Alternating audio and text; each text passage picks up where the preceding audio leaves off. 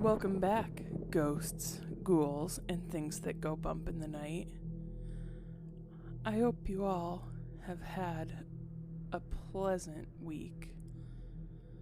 I have to admit, I have a story of a very strange notebook for you this week.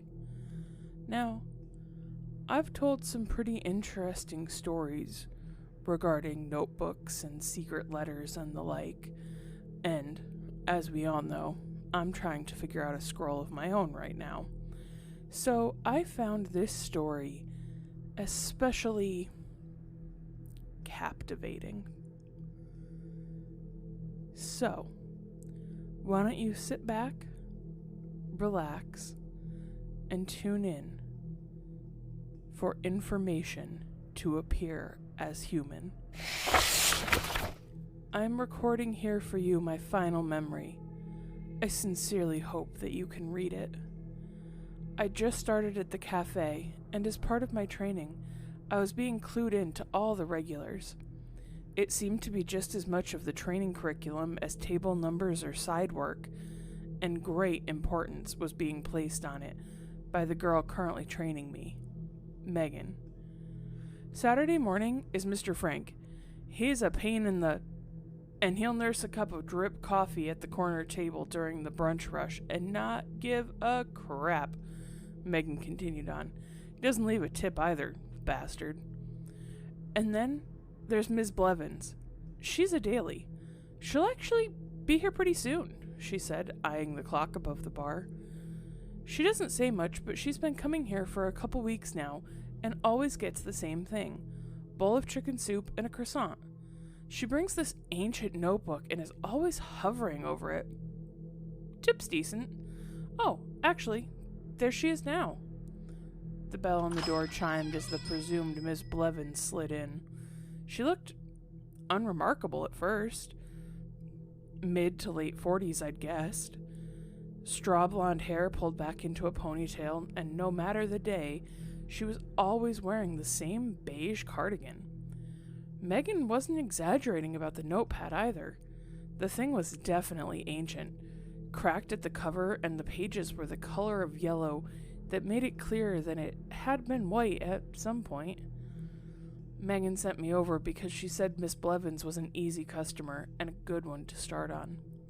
"What can I get for you?" I asked, readying my notepad to take her order. Her notebook lay open beside her, but it looked odd. There were various symbols and scribbles across the page in no meaningful pattern. The figure of a tree was drawn into the bottom corner with long branches stretching out across the page. I felt a headache coming on purely from the strain of trying to take it all in. She raised an eyebrow at me when she saw where my eyes had fallen. "What do you see?" she asked. Oh, I'm sorry, I didn't mean to pry," I replied, flustered. All I knew was that I really didn't want to keep talking about what I'd seen. The images began to blur when I thought about them too hard. She continued to look at me as if she were studying me. After a long pause, she smiled warily and closed the notebook with finality. "My usual, please." I hurried back to the kitchen, eager to sit down and shut my eyes that were now aching. Megan saw me collapse onto a stool and came over. "Are you okay? Don't worry about her order. I put her order in when I saw her come in."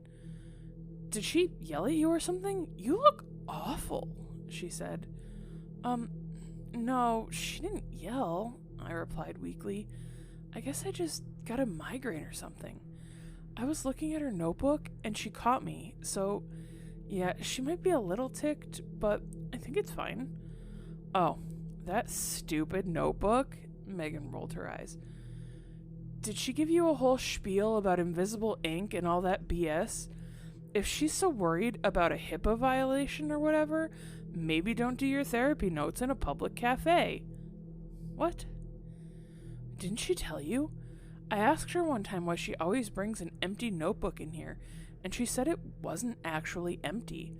She's a therapist, apparently, and writes notes at like a weird angle or uses some weird ink or something so she can look at them in public without anyone else seeing them. I don't know. Megan shrugged and eyed me. So, are you good? I've got another table for you. Also, don't hang out back here too much. A back of house will get pissy. Megan had left, but I stayed frozen to the stool. The pages clearly weren't blank when I saw them, and if those were therapy notes, then I had no idea what kind of therapy she was doing.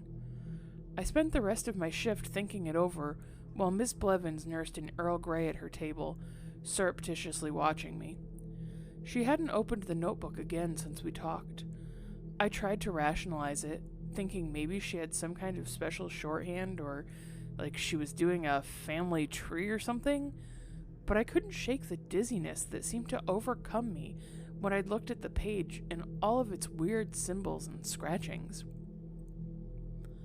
Finally, it was time to close, and that's when I saw that at some point Miss Blevins had slipped out. She'd left exact change on the table. No tip. She'd also left the notebook with a napkin on top where she'd scribbled only that which encompasses humanity, and nothing else. I still didn't know why, but I slipped it into my backpack and took it home with me that night. Maybe it was just so weird that I couldn't resist. Thinking back on it, I do feel bad now. Megan tried her best to train me, and my shift wasn't half bad, but I'd never step foot in that cafe again. Not since I'd gotten the notebook. The notebook began with a letter that I will transcribe here. The beginning letter was as follows. Hello. If you're reading this letter, then you are now in possession of this notebook. You cannot get rid of it, though you are welcome to try. It will continue to return to you until it finds the next link in its chain. Many cannot read this notebook and will not understand. It's foolish to get others to try. You have been chosen for a reason, and that reason may only be known to you or known to no one at all. It is your duty to deposit your knowledge here. Your sacrifice has been recognized. I'd rolled my eyes the first time I read it. It felt so needlessly dramatic and over the top from the plain woman in the beige cardigan. I flipped it to the next couple of pages and saw pages upon pages filled with cramped writing in red ink. It looked like it began with basic biographies of people, info like birthdays, blood types, favorite colors. Then it devolved into more of the symbols and scribbles that I'd seen at the cafe. My eyes began to blur, and the same ache that I'd felt before came back with a vengeance. Finally, I'd flipped onto seemingly blank pages and my vision relaxed, but only for a moment. I felt a sharp pain in my palm and watched as words appeared on the page in red ink. DOB 12/14/1989. Blood type O negative. Favorite color? Green. Social skills? Introverted. Aces? 9. I yelped and threw the notebook across the room where it lay flat and the words continued to appear on the page. My vision blurred and eventually faded to black. I awoke the next day to the notebook lying in the same spot, but with pages upon pages of new writing. I flipped through it frantically, trying to figure out what on earth was going on. Avoidant attachment. 6 sexual partners. WPM 97. Left-handed. Crooked smile. Seemingly inane information flooded the pages before me, and the longer I looked at it, the more foreign the information became. I had the memory that maybe it was describing me, but the information no longer felt correct. Had it been me? I couldn't remember. To be honest, I can't remember now. The information has changed now.